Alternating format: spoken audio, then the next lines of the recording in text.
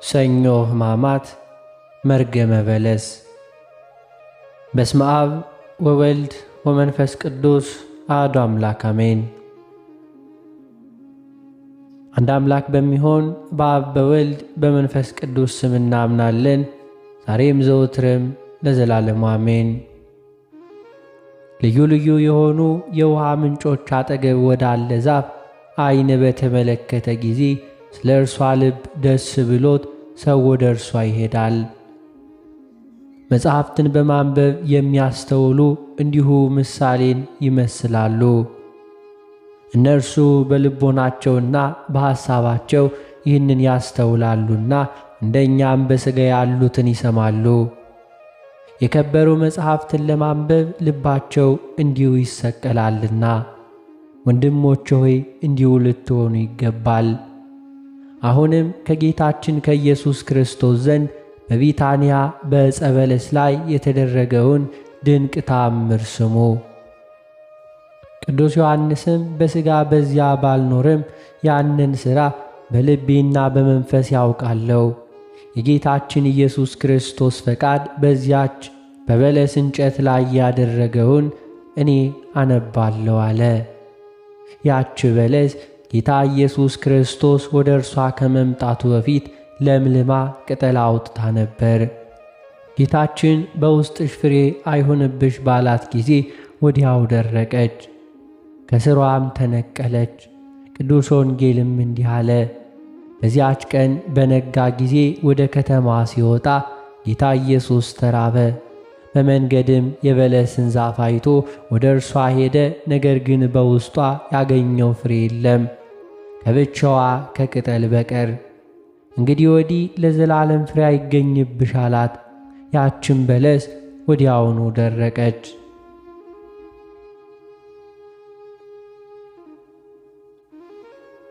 ቅዱስ ዮሐንስም ይህን ሥራ ባሰብኩ ጊዜ እደነግጣለሁ፣ ይህንንም ቃል ሁሉ ድንቅ ነገር ሥራውንም ለመመርመር ባሰብኩ ጊዜ ልቤ ይከፈላል አለ። ወደዚያ ድንቅ ሥራ በተመለስኩ ጊዜ ልዩ የሆነ ሐሳብን አገኛለሁ። እንዲሁ የተሰወረ ጽሑፍም ተጽፎ ዋጋቸው ብዙ የሆነ የከበሩ ዕንቁዎች ወደ ያዘ የወርቅ ሳጥን እንደሚመለከትና በውስጥ ካሉት አጹቅ ብርሃን የተነሳ ወደሚያንጸባርቀው የወርቅ ሳጥን ያይ ዘንድ እንደሚሻ ሰው ሆንኩ። ዳግመኛም አይቶ መልካሚቱን ያውቅ ዘንድ በውስጥ የተጻፈውን ምስጢር ይረዳ ዘንድ እንደሚቸኩል ሆንኩ። ወንድሞች ሆይ በዚህች ዕለት የከበረ ወንጌል ያለውንና ለሁሉ የሚያስረዳውን ባየው ጊዜ እኔ እንዲሁ ነኝ። በልቤም ወደ እርሱ ተመለከትኩ። የከበረ ወንጌል በነጋ ጊዜ ጌታ ኢየሱስ ክርስቶስ ወደ ከተማ ሲወጣ ተራበ የሚል ዜናና ድንቅ ሥራን ማወቅ ሰውነት የወደደች። ምን ይረቅ ምንስ ይደንቅ! ይህ እንግዳ ነው። ዓለምን ሁሉ የሚመግብና ከ5 እንጀራ 5,000 ሕዝብ ያጠገበ እንዲሁ እርሱ ተራበ። ውሃውን ወይን ይሆን ዘንድ ያዘዘ እርሱ ተጠማ። ያይለት ዘንድ የዕውራኑን ዓይን በጭቃ ቀብቶ ያበራ እርሱ ተራበ። በማዕበል ላይ የሄደ እግሮቹ እንዲሁ ያልራሱ እርሱ ተራበ። ነፋሳትን የገሰጸ ለቃሉም የታዘዙለት ይህ ሁሉ በቃሉ የታዘዘ እርሱ ተራበ።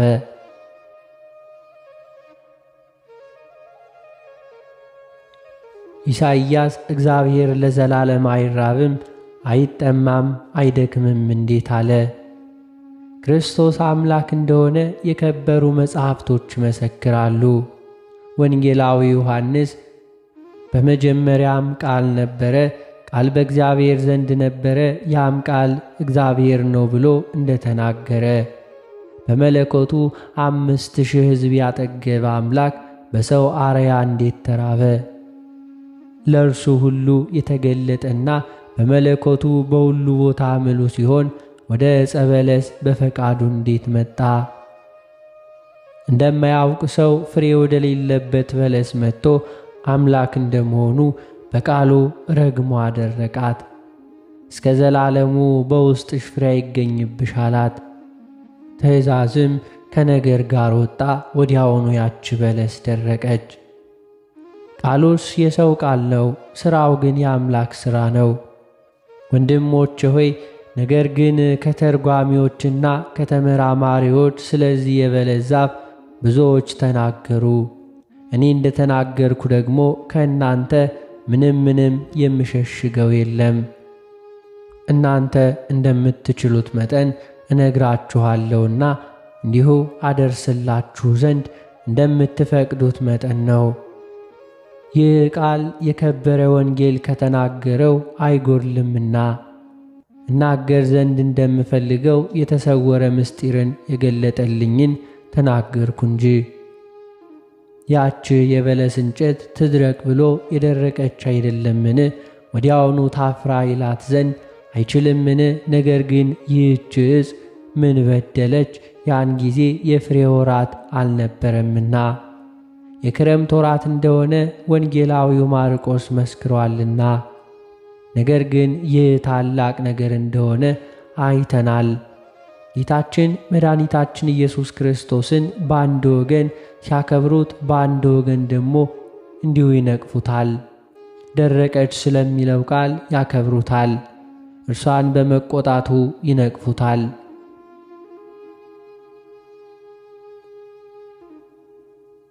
ነገር ግን ወንድሞች ሆይ ይህ እጅግ ታላቅ ምስጢር ነው።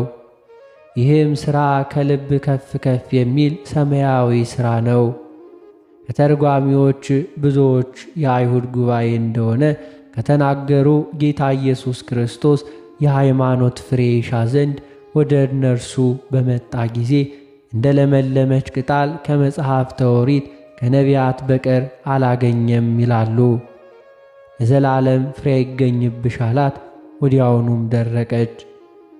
ወንድሞቼ ሆይ ከዚህ ትርጓሜ የተነሳ እኔ ፈራው።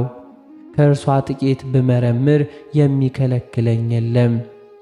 የአይሁድን ጉባኤ ጌታ ኢየሱስ ክርስቶስ እንዴት ረገመ! እርሱ መርቁ እንጂ አትራግሙ የሚለን ሲሆን ይህን የአይሁድ ጉባኤ እንዴት ረግሞ ያጠፋል! እርሱ የሰው ልጅ ክርስቶስ ለማጥፋት አልመጣሁም የጠፋውን ለመፈለግና ለማዳን እንጂ ብሎ የተናገረ ሲሆን አንዱም አንዱ እንደዚህች አተረጓጎም ምንም ነገር ቢያበዛ የአይሁድ ጉባኤ ከስሯ ተነቅላ ደርቃ እንዴት ጠፋች ቢላቸው መልካም ፍሬ ያለው ጻድቁ ሐዋርያው ጳውሎስ ከአይሁድ ጉባኤ ወጣልን እንለዋለን። ብዙዎች የምናውቀው ከአይሁድ ጉባኤ የተመለሱ አይደሉምን?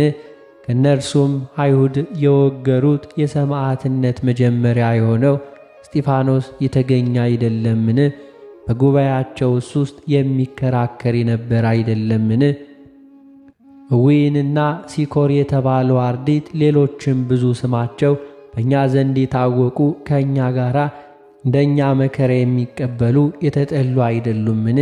ነገር ግን እስከ ዛሬ እግዚአብሔር ከአይሁድ ወገን መጥራትን አልተወም። ጳውሎስ ሐዋርያ በመልእክቱ እንዲህ ብሎ መስክሯልና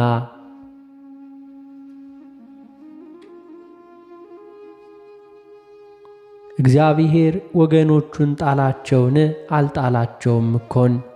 እኔ ከብንያሚን ወገን የምሆን የአብርሃም ዘር እስራኤላዊ አይደለሁምን? እንኪያስ አስቀድሞ የወደዳቸውን ሕዝቡን እግዚአብሔር እንዲሁ አልጣለም። ነገር ግን ሁሉ በተፈጸመ ጊዜ አሕዛብ አመኑ ብሎ ተስፋውን ሰጣቸው። እንዲሁም እስራኤል ሁሉ ይድናሉ። በእግዚአብሔር ዘንድ ስለ እኛ አይሁድ የተጣሉ አይደሉምን? በእነሱ በደል እኛን ይቅር እስኪለን ድረስ ራሱ ጳውሎስ እንዲህ ሲል መስክሯልና አባቶቻቸው ስለ መመረጣቸው ወንድሞቻችን ናቸው። የእግዚአብሔር ጸጋ እነርሱን መጥራት አልተወምና። ወንድሞች ሆይ አሁንም ስለ አዳም የምነግራችሁን ቃል እንዲሁ ልፈጽምላችሁ ወዳለሁ። አዳም በገነት እርቃኑን ሆኖ ሳለ በየትኛው ቅጠል ነበረ መሸፈኛ ሰርቶ እርቃኑን የሸፈነ? ይህች ቅጠል እንዴት እንደደረቀች አየህን?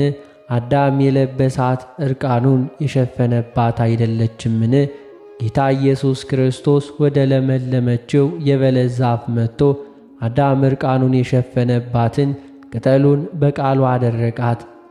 አዳም ድሃ ሆኖ ስላገኘው ንጹሕ የሆነ የብርሃንን ልብስ ሰጠው። ይኸውም ብርሃን ከውሃና ከመንፈስ የተሠራ ነው። የበለስ ቅጠል አድርቆ የነፍስን ድህነት ሰጠው። ተድላ ደስታ ባለባት ገነት ፍጹም የሆነ የተድላ ደስታ ልብስ ተጎናጽፎ እንደ መላእክት ሕያው ሆኖ ሲኖር ከይሲ ያሳተችው አዳም እንዴት እንደ ዳን አስባለሁ።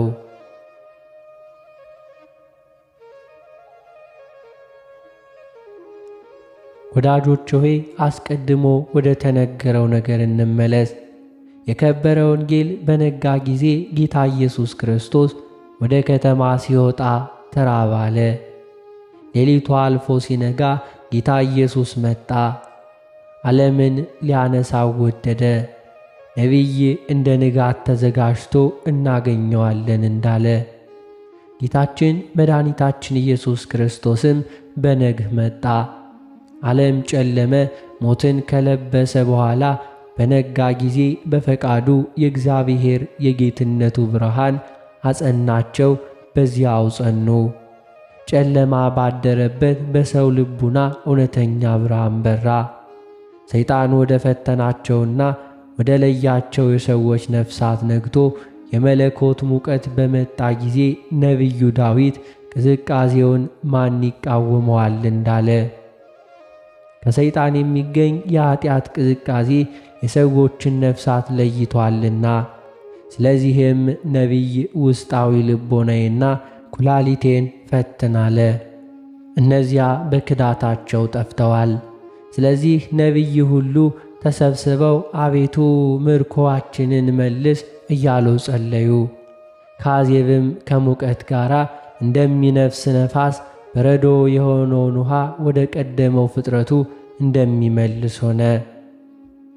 እንደዚሁም ሰይጣን ባመጣው በደል ሁላችንም ሙታኖች ሆነን ሳለን እንደ አዜብ ነፋስ ክርስቶስ ወደ እኛ መጥቶ ወደማትሞተው ወደ ቀደመችው ፍጥረታችን መለሰን።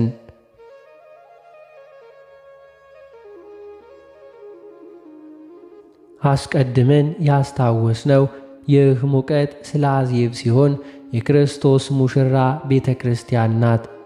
ሶሎሞን ምስጋና በተባለች መጽሐፍ የሰሜናዊ ነፋስ ተነሳ፣ ደቡባዊ ነፋስም ና ለተክሌ ቦታ ነፋስ ሽታዬ እንዲሁ ይፍሰስ ትላለች። ሲነጋ ጌታ ኢየሱስ መጣ። የከበረ ወንጌል እርሱ እንደመጣ ሲናገር ምንኛ መልካም ነው። ከገነት የተሰደደ የአዳም ነገሩ ይህ ነው። ጌታ ኢየሱስ ክርስቶስ አዳም ወደ ወደቀበት ቦታ ወደዚያ ሀገር መጣ። ወዳጅ ወንድም ሆይ ሀገር ሲል በሰማው ጊዜ ምድራዊ እንደሆነች አታስብ፣ ሰማያዊ ማደሪያ ኢየሩሳሌም ሰማያዊት እንደሆነች እንጂ። ሐዋርያው ጳውሎስ መኖሪያችሁ ሰማያዊት ሀገር ናትም እንዳለ በነጋ ጊዜ ጌታ ኢየሱስ ክርስቶስ ወደ ሀገር ሲገባ እንዲሁ ተራበ። መራቡም ሰው ስለሚበላው መብል አይደለም፣ ስለ ሰው ድህነትም ነው እንጂ። እርሱ ራሱ በቅዱስ ወንጌል የኔስ መብል የላከኝን የአባቴን ፈቃድ አደርግ ዘንድ ነው፣ እናንተ በላከኝ በአባቴ ታምኑ ዘንድ ነው። እንዲሁም እንዳለ ያመነበት ለዘላለም አይሞትምና። በነጋ ጊዜ ኢየሱስ ወደ አገር ገብቶ ተራበ። የበለስን ዛፍ አይቶ ወደ እርሷ ሄደ። ወደ እርሷም መሄዱ መልካም ነው። አልፏት ሄዶ ቢሆን ኖሮ ለማይሞት ከይሲ ዲያብሎስ ማደሪያ ሁና በኖረች ነበርና። ነገር ግን ወደዚያች የበለስ ዛፍ መጥቶ ፈጽሞ አጠፋት። በዚያች የበለስ እንጨት ዘንድ ናትናኤልን አየውና ጌታችን ፊልጶስ ሳይጠራህ ከበለስ በታች አየውህ አለው።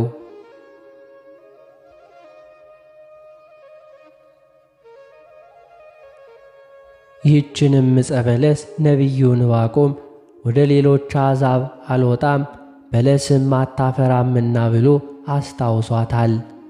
በዚህች ዕፅ ላይ ዘኬዎስ ወጥቶ ጌታችንን አየው። ስለዚህ ጌታችን ፈጥነህ ውረድ አለው። ቅዱስ ወንጌል መልካም ብሏል፣ በለስ ለማየት መልካም ናትና። ነገር ግን በላዩዋ ላይ ለወጣ ለዘኬዎስ ሁሉን ታሳየዋለች። እርሷም የክፋትና የኀጢአት መገኛ በሰማርያ ለምትሆን ለሰፊ መንገድ ፈቃደ ሥጋ ምልክት ናትና። ጌታችንም ወደዚያች ሰፊ መንገድ ወጥቶ አጠፋት። የበለስ ቅጠል ሰፊ ደስ የምታሰኝ ናት። እንዲሁ የኀጢአት መንገድ ወደ ጥፋት የምትወስድ ሰፊ በር ናትና። የበለስ ፍሬ በመብላትና እንዲሁ በማላመጥ ጊዜ ጣፋጭ ነውና፣ እንዲሁ ኀጢአት ሲሰሯት ደስ ታሰኛለች፣ ከሰሯት በኋላ ግን መከራ ታመጣለች። በሚሰሯት ጊዜ ጣፋጭ፣ ከሰሯት በኋላ መራራ ናትና እርሷን ከመስራት ሽሽ። የሶሎሞንን የጥበብ መጽሐፍ ካመንዝራ ሴት አፍ ማር ይፈሳል፣ ከዚያ ወዲያ ግን 2 አፍ ካለው ምላጭ ይሰላል አለ። ያንንም ማር በቀመስክ ጊዜ ለአፍህና ለጉሮሮ ጣፋጭ ሆኖ ሳለ ከዚህ በኋላ እጅግ የሚጎዳ መራራ ሆኖ ታገኘዋለ። አመንዝራ ሴትም አንደበተ ለስላሳ ናት። ከማር ከስኳር የሚጣፍጥ ነገርን ስትናገር ወዲያውኑ መራራ ሐሞት ከእርሷ ያገኘሃልና።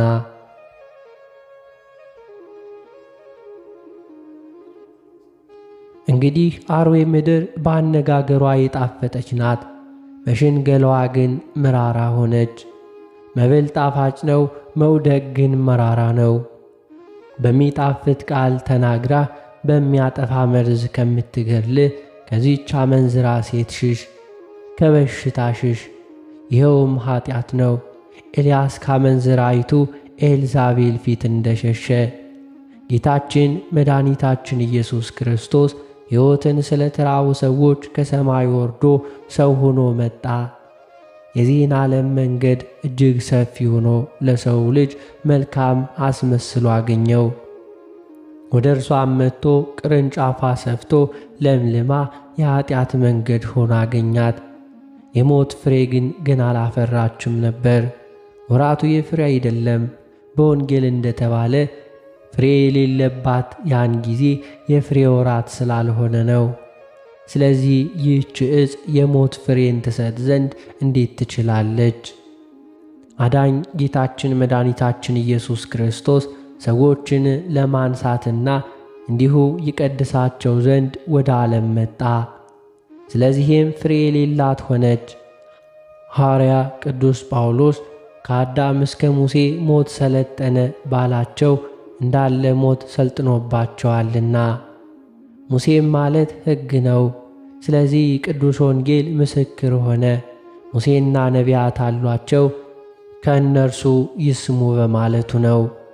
ስለዚህም በውስጥሽ ለዘላለም ፍሬ አይገኝብሽ እያለ ጌታችን ክርስቶስ ወደ እርሷ መጣ። ያችም ዕፅ ጌታችን ኢየሱስ ክርስቶስ ከመምጣቱ አስቀድሞ የሞት ፍሬ አፍርታ ነበር። ጌታችንም መጣ፣ እርሱም የሚያነሳን ነው፣ እንጨቷም ለዘላለም ፍሬ አይገኝብሽ አላት።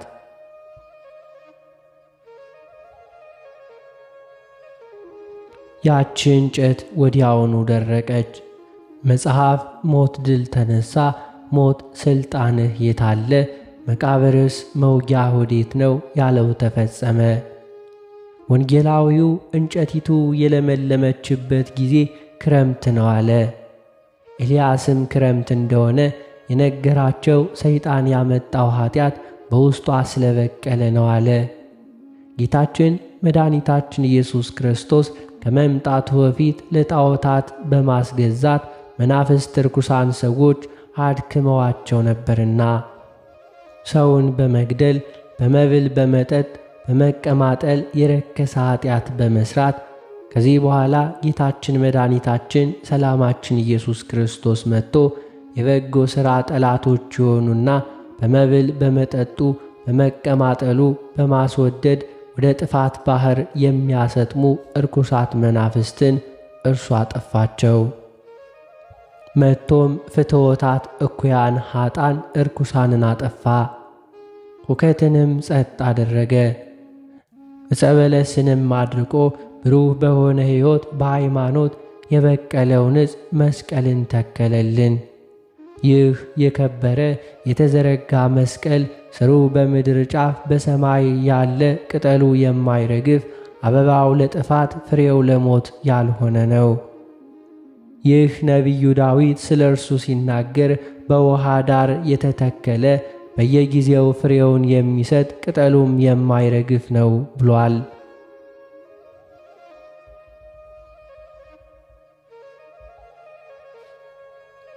ይህንንም እንጨት ጥበብ ስለ እርሱ ስትናገር ለሚያምንበት ሁሉ የሕይወት ዕፅ ነው አለች።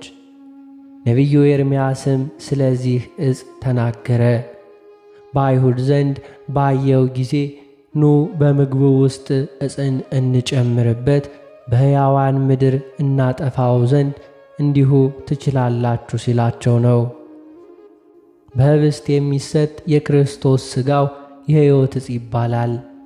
ጌታችን መድኃኒታችን ኢየሱስ ክርስቶስ እርሱ ኅብስቱን አንስቶ ስለ እናንተ ለኀጢአት ማስተስረያ በመስቀል ላይ የሚፈተተው ሥጋዬ ይህ ነው፣ በነፋስ የሚበሩ ኃያላን አጋንንትን እንዲሁ ያጠፋ የመንግሥተ ሰማያትን መንገድ ያዘጋጅልን ነው።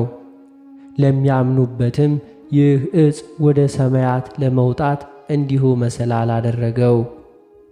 ወንድሞቼ ሆይ ይህ ዕጹብ ድንቅ የሆነ ሥራ በሰማችሁ ጊዜ እውነተኛ የወይን ተክል ክርስቶስ በላዩ የተዘረጋበት ይህ ዕፀ መስቀል እንደመሆኑ እወቁ እንጂ። እርሱም ለሰይጣን ሞትና ጥፋት፣ ለእኛ ላመንነው ደግሞ የሕይወት ዕፅ በደላችንን የሚደመስስ የዕረፍት ልብስን የተጎናጸፈበት ነው። ምስጢሩን የሚናገር ይህም ጥበበኛው ሰሎሞን ነው። መኃልየ መኃልይ በተባለው መጽሐፍ ከጥላው በታች ማደሪያን ወደደ ይላልና። ጣፋጭ ፍሬውን በዘመናችን እንድንመገብ ይህችን ሕይወት ወደዳት። ነቢዩ ዳዊት ክፉ ከእኔ ይርቅ ዘንድ በክንፈ ረድኤት ሰውረኝ አለ። ወዮ ይህ ድንቅ ታላቅ ሥራ ነው! ይህ ምስጢር ሐዲስ ነው፣ ከዚህ ዕፅ የሕይወት ምንጭ ይፈሳልና።